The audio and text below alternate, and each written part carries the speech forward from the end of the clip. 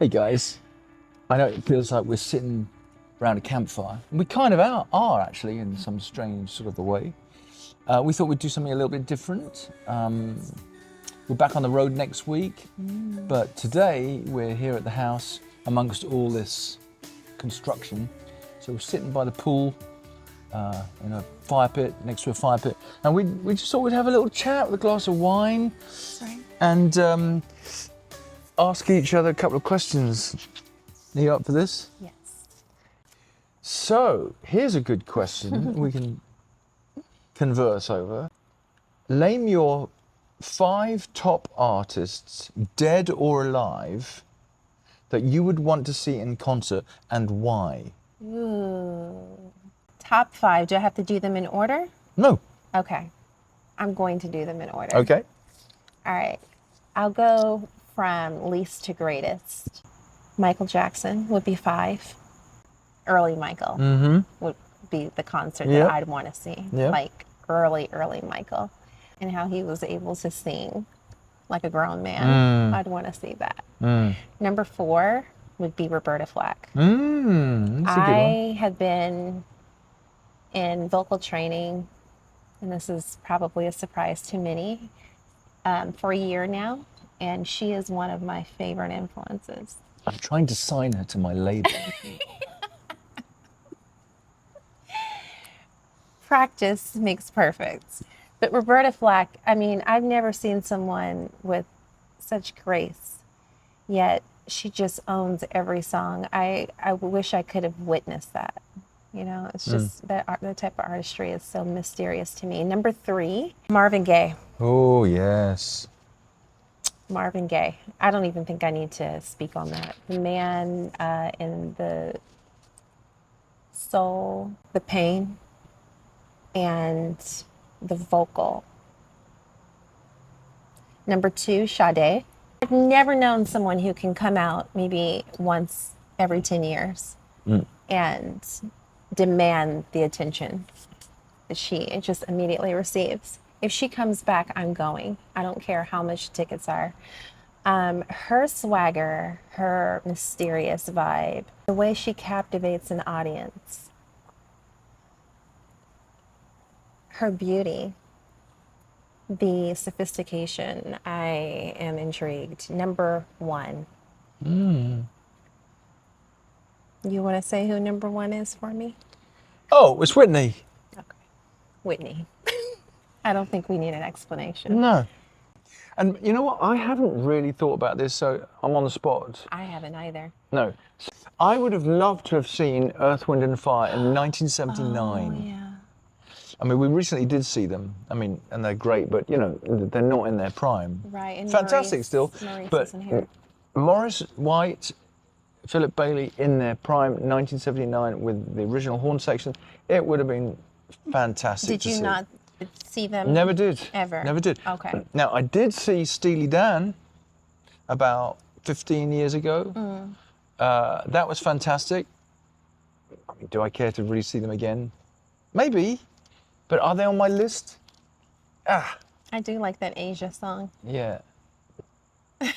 Okay, I'll tell you, here's one. Charlie Parker. Do you know who Charlie Parker is? He is basically the inventor of bebop. He was around in the 40s and 50s in New York, and he along with Dizzy Gillespie, literally invented the harmonic jazz vocabulary, the bebop vocabulary. So I would have loved to have seen Charlie Parker live in a room full of people literally just with their jaws dropping going, what are we listening to? Yeah. Because it would have been brand new back then. I'm a massive Chet Baker fan. And Yes, you are. I did see him in the late 70s, and he was phenomenal, and I'd love to see him again. What is that, 4? That's 4. One more. I'd probably, in his prime, I would have loved to have seen Keith Jarrett play piano. And of course, he's not playing now, but that would have been, I'd love to have seen him. So there we are, 5. Yeah. Right? Yeah. Now, let me ask you about these 5 artists. Why did you choose those artists? Well, What is it about if these you've artists? noticed that they're all pretty jazz-oriented artists. Right. I mean, even Earth, Wind and Fire, it's all coming from jazz. Yeah. But the others are pretty much mainstream, straight-ahead jazz players. Right. And that's where I get my vocabulary from. Yeah. My harmonic vocabulary comes from that. So I'm always intrigued to see artists that influence me. Yeah. You know what I mean? Absolutely. Yeah. I think it's fantastic. What Awesome. about? Have you talked about why? Yeah, I think as of late, like the past year, I've really been listening to vocal range and trying to understand just vocal academics. And when you're on stage, it's different than just creating and recording an album. You know, it's a talent to actually, know where your lights are and, all the choreography, and you've got your band and the energy between you and the audience and all of it. It's become real to me, and I come from a bloodline of entertainers. My aunt was one of LA's biggest talent scouts and acting coaches who got a number of actresses started, but also she did vocal training, I found out, and my father was a singer. So it's something I've always wanted to do, but I never looked at music the way I look at it now, living with a musician. I learned so much from you when you're writing the music charts. Yeah. And I find that Chris thinks it's the most boring thing ever, but I find it so amazing. So all of these things. Well, I write it down so I can remember it. That's about it. All of these things, they've really made me look at music differently. So Yeah. that's why I choose these artists, because they've defined music, changed music history, for sure. Okay. Top 5 favorite artists, any format, that Yes. you would want to have around the dinner table. And what's one question you would ask them? Okay, so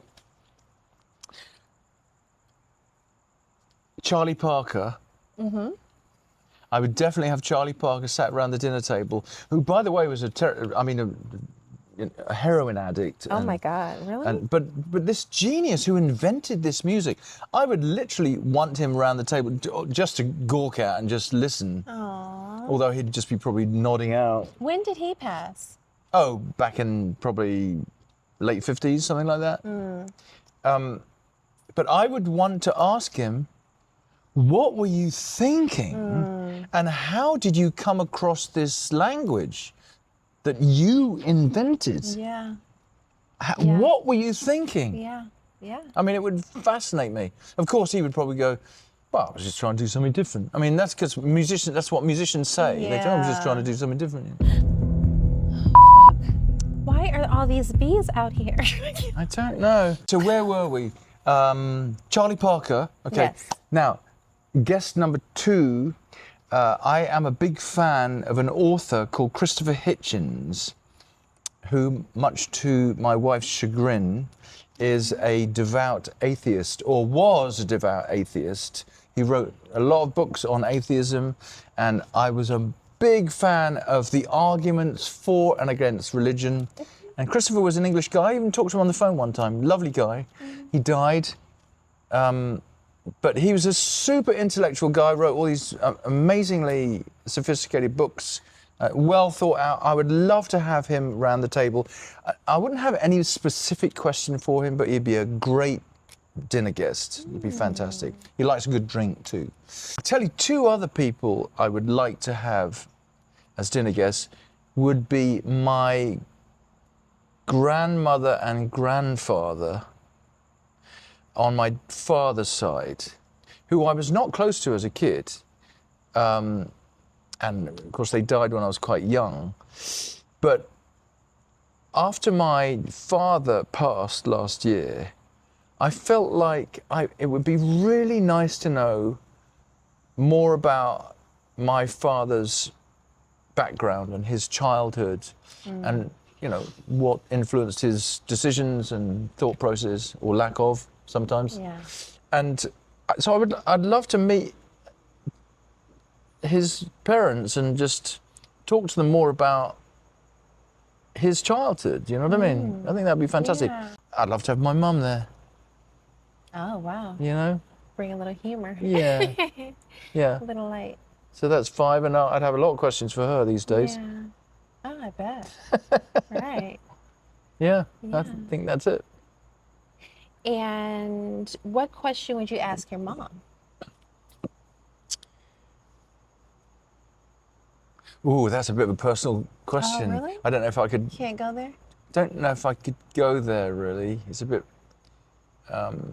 Yeah, it's a bit private. I'd have a few questions Yeah. about my childhood and what she got up to later. Yeah. Yeah. So, what about you? Who would you like to have? I think I would start with James Brown because he's the Ooh, godfather. what a great call. He'd be an interesting guest, wouldn't he? Yeah, he is the godfather, the originator. Oh my God. Could you imagine that? Just the way he would walk in a room. How's everybody doing tonight? I mean, talk about somebody who has to like own the room. Boy, he would hold court, that's for sure. Oh my God. I would love to have James Brown at my dinner table. Yeah. Unfortunately, we lost such an amazing artist last year, but I remember back in 1999, this artist came forward and changed music. And I was like, I remember the first time I heard his music, I was like, what is that? Like, you've never heard the sound before. And I mean, by summer, everybody was bumping every and anything this man Who? put out. D'Angelo. Uh-huh.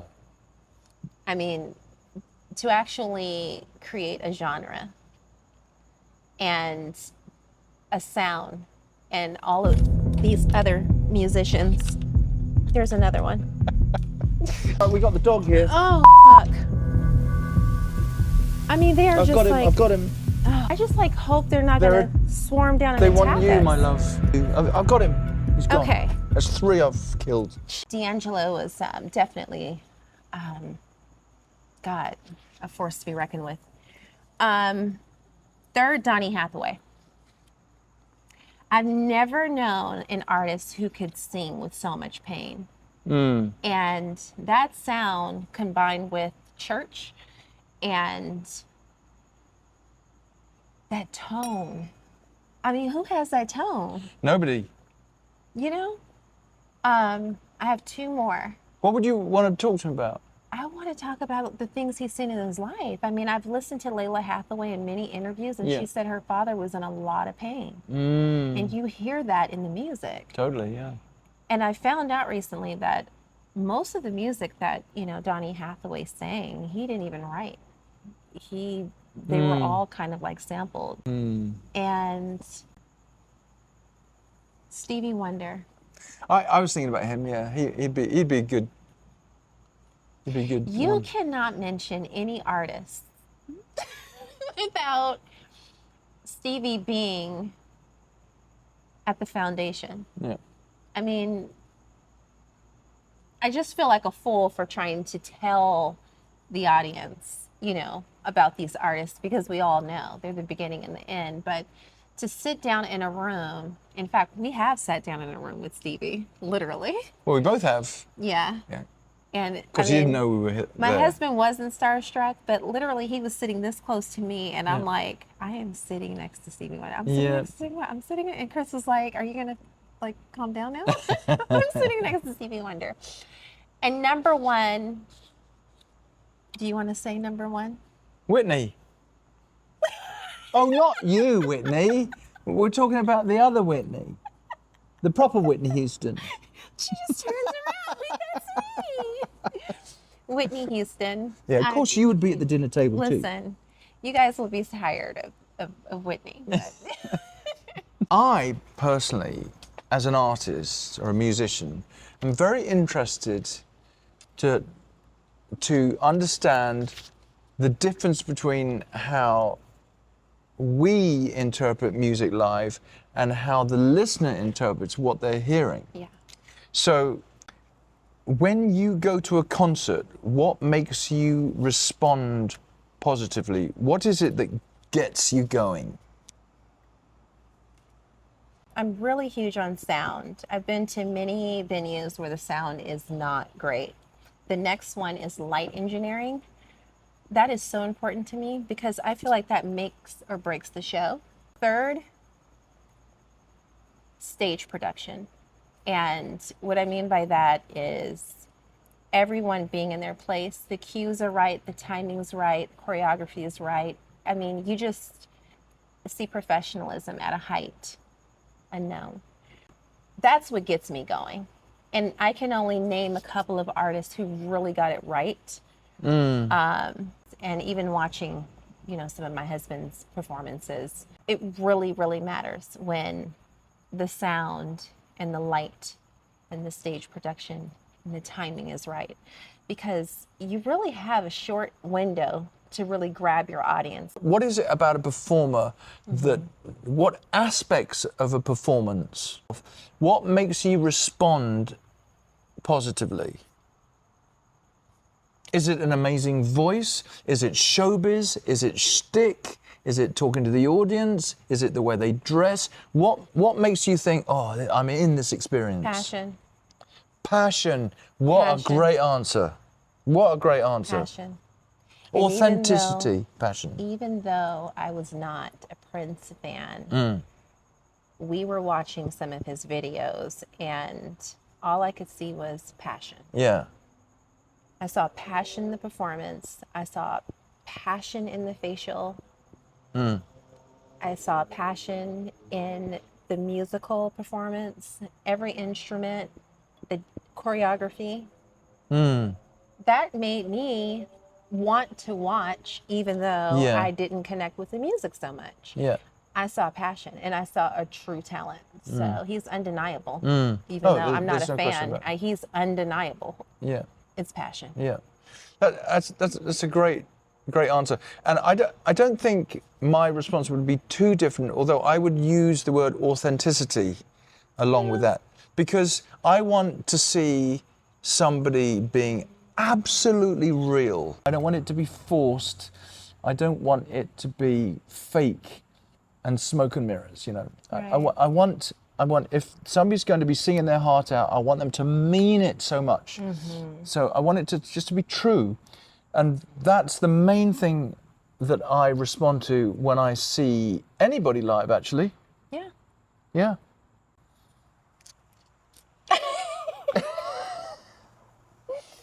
Here's a question I want to ask. Yeah. Okay. I recently watched a podcast and they ask a question that is so cool to me that I'm going to ask Chris this question because I don't think I've ever asked him this question.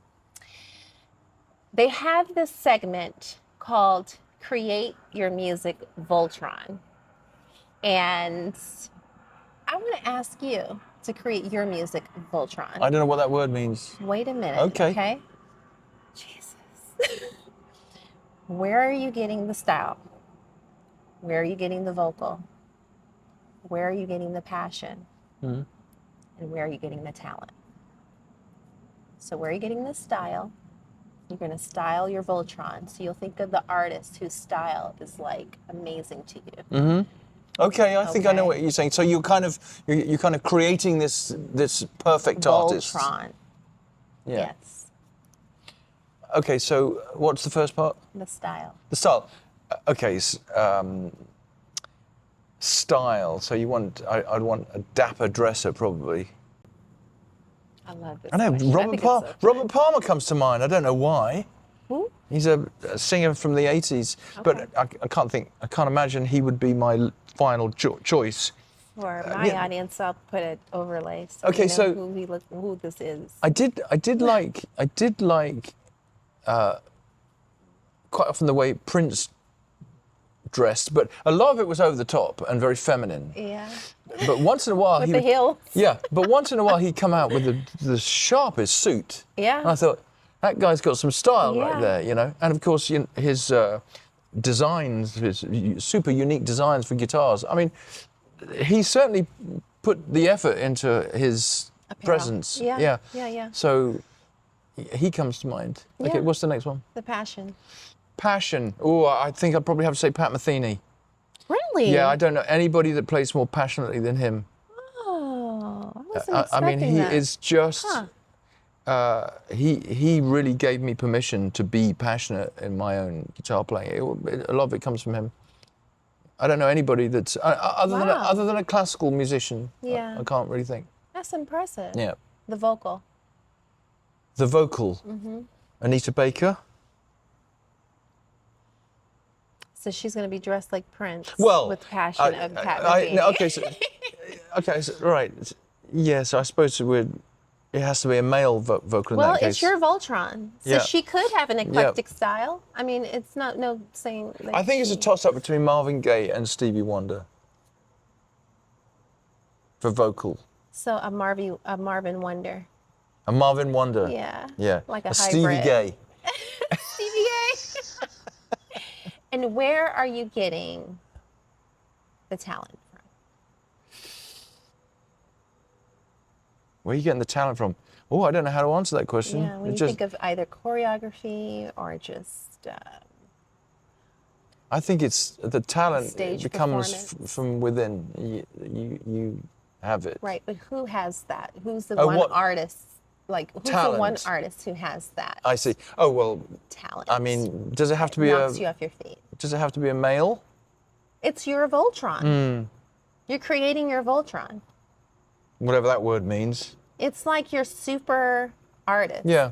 who just embodies Talent. all things amazingness. God, I mean, there's so many people with just amazing talent. I wouldn't know where to begin. I mean, Whitney Houston keeps coming to mind, but my Voltron is male, isn't it? Well, it's not. It's your Yeah. Voltron. But I can't think of anybody more talented than her. That's the point. I don't know anybody more naturally gifted than that woman. I agree.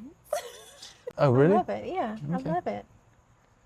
What's one thing you want to convey to your audience after all these years in the music business and after all the many performances that you have? Boy, you've traveled internationally. Yeah. Oh, that's a really good question. Where are you I now don't in your- really need people to know this, but the way I feel about my music is it's such a personal thing. I only want to do what I want to do, essentially. I'm not really big on collaborations, although I have and I would and I will. And why is that, if I may stop you for a moment? Because I want to spend a whole show expressing myself 100% and putting my show on.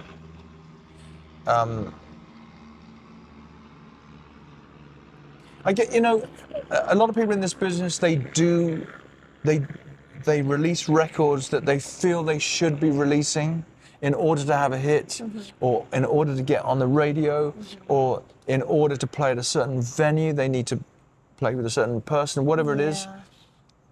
I don't want to shortchange my artistry. I think that's the best way for me to put it. I want to do my thing at 100% without compromise. I love that. And I don't want to be told what to do. Even at home. Well, although she does. I love to be told what to do. Ooh, that's good to know. Well, that's fantastic. Yeah. Well, guys, we are a very musical household, as you have seen and as you know. But we also have a major announcement. Oh, yes, we tonight. do. And I guess I'll let you share that announcement. Yes, you're watching this show on my channel, Chris Standring Music.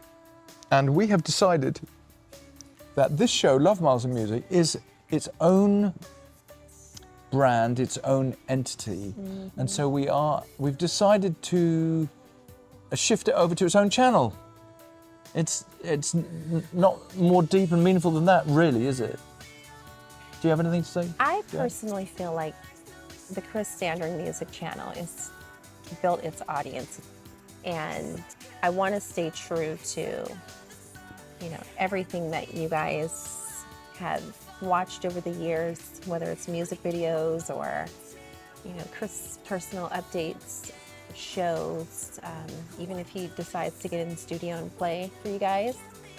And I felt like Love Miles music interrupted what you guys are used to and the man you've all come to know.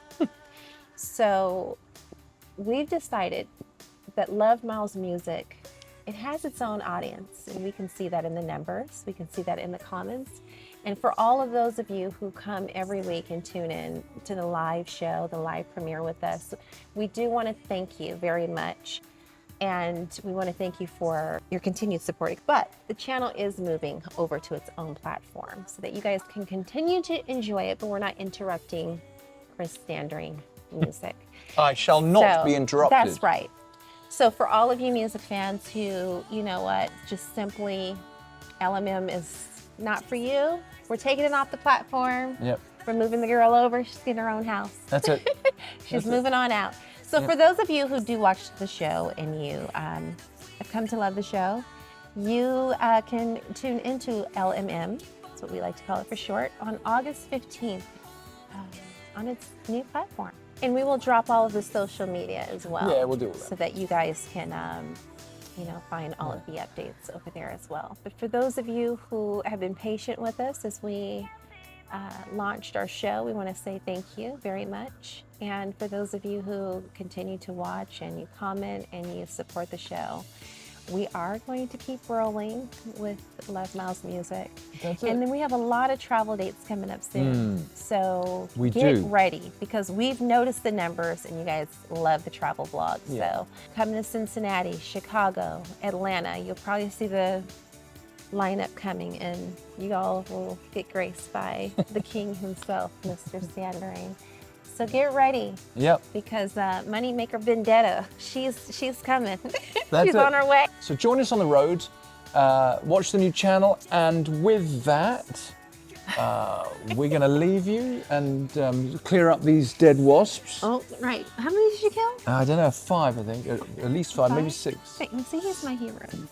And, And we want to thank our sponsor, Raid, for... and we'll see you on the next episode of Love Miles of Music. Yes. Right, guys. All See right, you. guys. Thanks. Bye.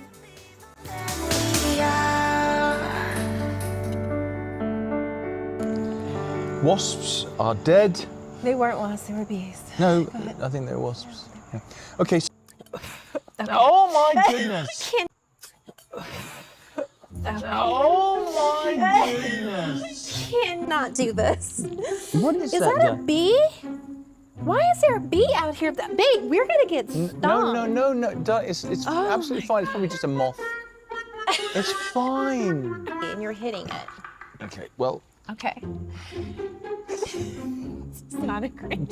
try to keep your wine in your glass. Oh my God. It's fine. Look, you know what? It's just trying to go into the light. Love, I honestly cannot do. Baby. I've blocked him. Oh, you have? Okay, Yeah, just look. leave it there. No, I've squashed him now. I can't believe you killed a bug. He's dead. Oh, Jesus Christ. Thank you. Sorry, guys. The bug is no longer. I just lost half my wine. It's And true to themselves. another one. Yeah. Okay, love. Kill it if I can. That's right. You get it, mate. I might have some bug spray.